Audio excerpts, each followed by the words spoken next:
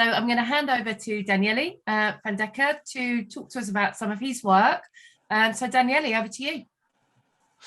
Hi everyone, I'm absolutely delighted to be here. I'm going to talk to you about some of the work that we're doing at both Utopia and Token Man to actually engage men. So this is me.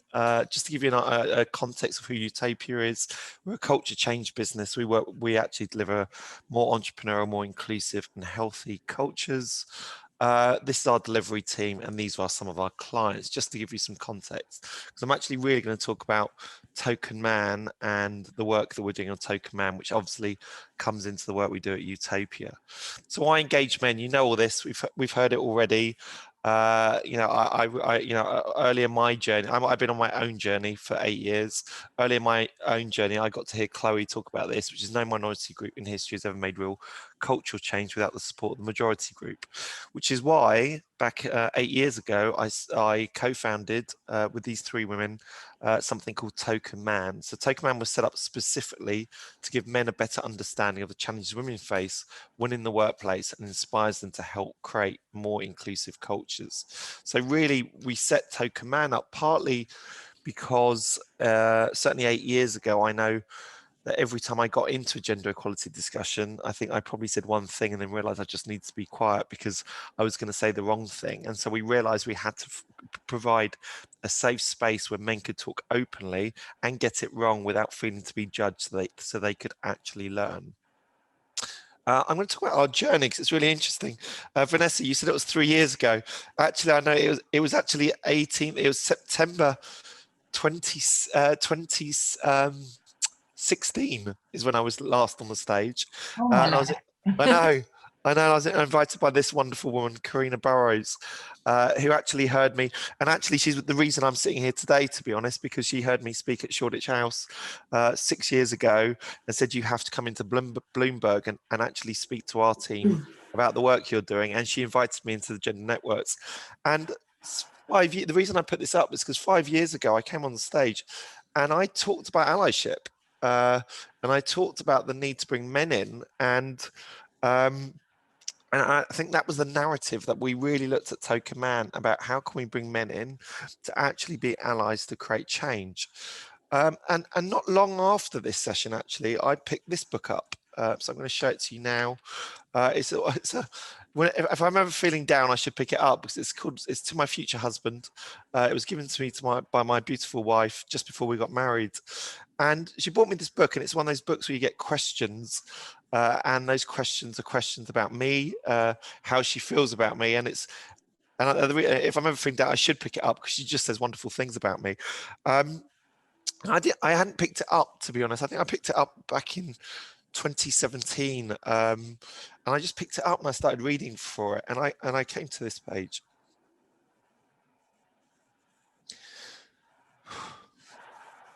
The time I felt close to you was 2011 was our annus horribilis. You have always shown strength, and I've always admired that about you. This was the year I saw something I'd never seen you before, and that was your vulnerable side.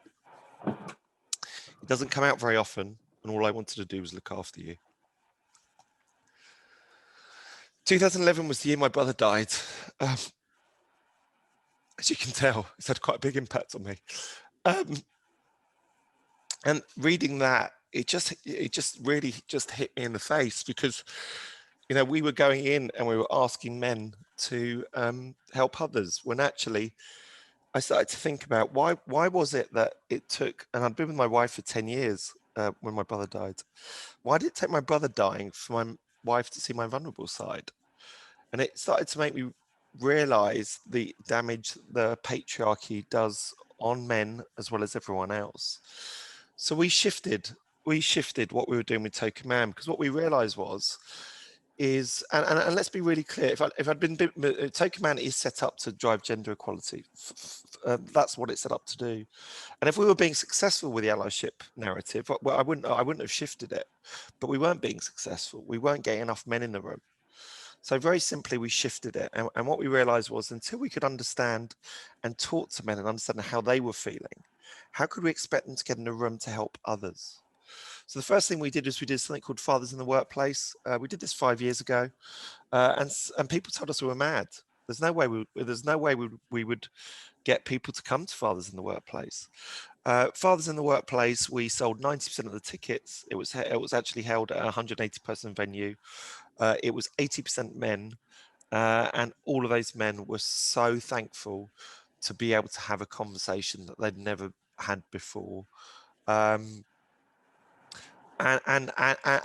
that kind of that became the start of just the strategy we've done since. So we're on International Men's Day. Every day we run masculinity in the workplace. Last year was virtual. This year will be a hybrid.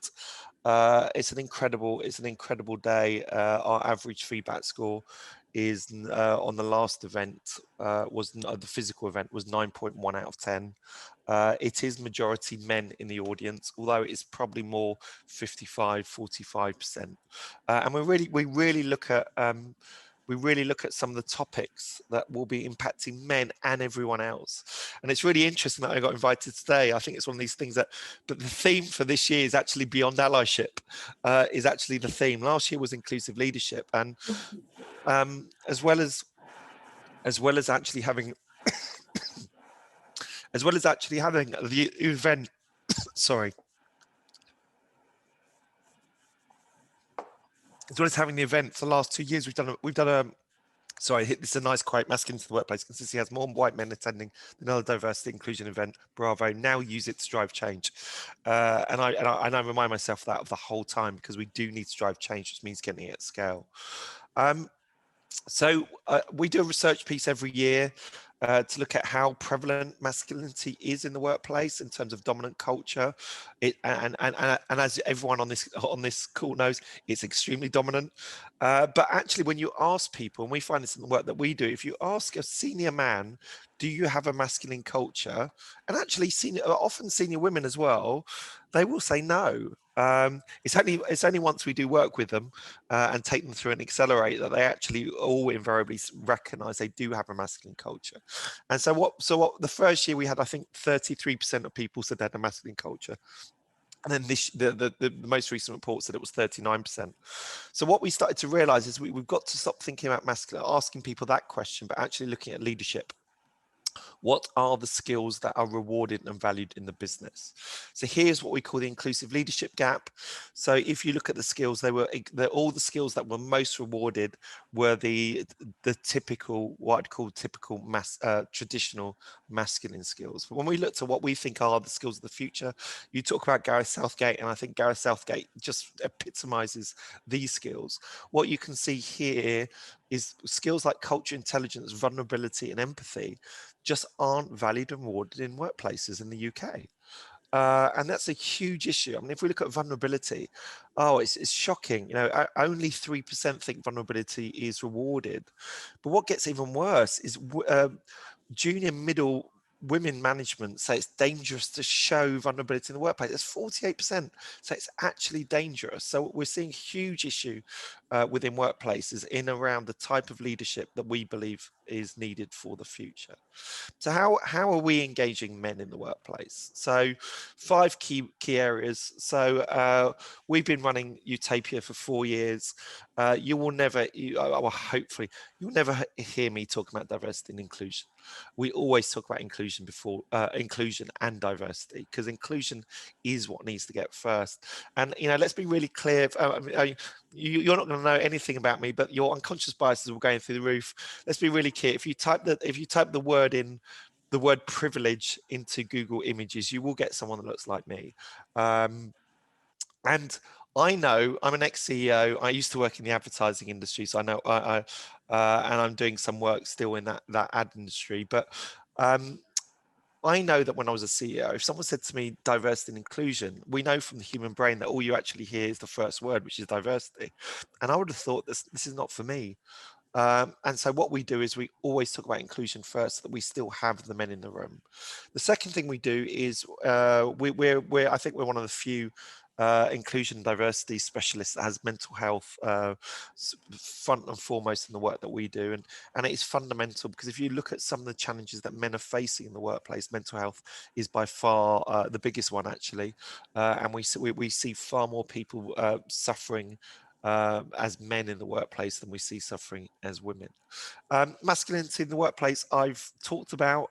Please, I can't even tell you how many conversations I've had over the last 5 years about people partnering, becoming sponsors for masculinity in the workplace, and being told that engaging men is not part of the strategy. So I absolutely love that quote, Sue, that I think, Sue, you shared about BCG. I've now actually, while you were talking, I've put it in my token man pack, because fundamentally all the work that we do is engaging men is the secret to actually creating sustainable change. So I'm delighted to say HSBC just signed up last week to be one of our partners, and we have ongoing partners. If you're interested, please do get in. But I think the key thing for me is, well, the moment I realized that we had something, we were doing something good, is when I had Richard Schmidt, who leads the factory in Sidcup for Coca-Cola European Partners. We had him on the stage speaking, and we had 4 of his team from the factory sitting in the audience, totally engaged. And that's when I realized actually what we're doing really does work and can make a difference. The one thing that we run listening sessions for all of our clients so they can truly understand how people are feeling. We're now starting to integrate men only listening sessions, and so some of the stuff that's coming out there is absolutely fascinating. Do not underestimate the amount of men who are scared of the change that is happening and believe it's gonna negatively impact their careers. It is astounding how many there really are once you start to, and the good news is, once you start to educate them, get them understand where their role can be, actually they are far more welcome, and they can become change makers. And the 5th thing we do is training. So we've just developed something called a Better Man workshop, which is about getting men to be better. But it's exactly says on the tin. But let's be really clear. I'm actually part of an initiative called Yes All Men. That was driven out of the tech and advertising industry. When we ask men to step forward in that particular guise to help women, men step forward. But the minute we give them a free workshop called Better Man, they're less likely to step forward. People are scared of changing. But we do believe we're advocating change. This is an idea that Vanessa gave, so thank you, Vanessa. I've spoken before. I would like to open this up to you. So I would love, we run something called hacking masculine cultures. I would love just to offer a free, I'm going to run a session for you as a group. So please feel free. I'm sure it'll come out off the end of this one. In the meantime, I'm just going to put it into chat. We use hacking a lot in our work, and this is a workshop that we use to get people to understand, one, how the cultures are masculine, and secondly, how to change them. So I've just put that as a link. I hope some of you can make it. As I say, I'm running this session just for this group. What we're doing at token man level, we are starting to step up. It does actually feel like we're at a step change. I've been doing this for 8 years. I haven't had, for 7 years, I haven't had much traction, if I'm totally honest with you. The last 6 months has changed. There's been a shift change. People are starting to wake up for the need to actually really engage men. Here are 4 things that we're doing. I've talked about the Better Man workshop. We've also created a token man brain trust. So that is made up of C-suite leaders, male C-suite leaders, and we're trying to create a real seed change within business by getting C-suite leaders from companies like Nestle, Kellogg's, Cereal Partners, Google, KP Snacks. We've got some really amazing C-suite leaders, and what's really interesting, the first thing they said to us when I got them together 2 months ago is, please educate us, please help us go on this journey. And actually they're really welcoming the fact that we've got this group, because they can speak openly about how they're feeling and the challenges they're having. I know it's really easy to see someone like me who's been extremely privileged. You know, I understand that privilege far more than the responsibility that puts on me, but please don't underestimate how hard this change is that we're talking about for many men in terms of how they need to change. Being more empathetic, being more vulnerable, and being more culture intelligent is you don't get that in training course. That's about the core. It's about who you fundamentally are as a human being. We're launching token man circles. They are exactly what they say on the tin. They are man circles for people to come in and just talk and share their challenges. And we have Masculine into the Workplace on the 19th of November. I heard this not so long ago, and it still resonates. It still keeps. In order to emancipate, and this was in order to emancipate women, you need to liberate men. I'm seeing so much damage being done to men, and we're working really hard to try and bring them on a journey so we can create change. This was Jordan Stevens back in 2018 at our conference. I believe it's an opportunity for us to truly empower ourselves as men, hold ourselves accountable, and reap the harmonious benefits of relinquishing privilege. I remember that quote nearly every day. Thank you.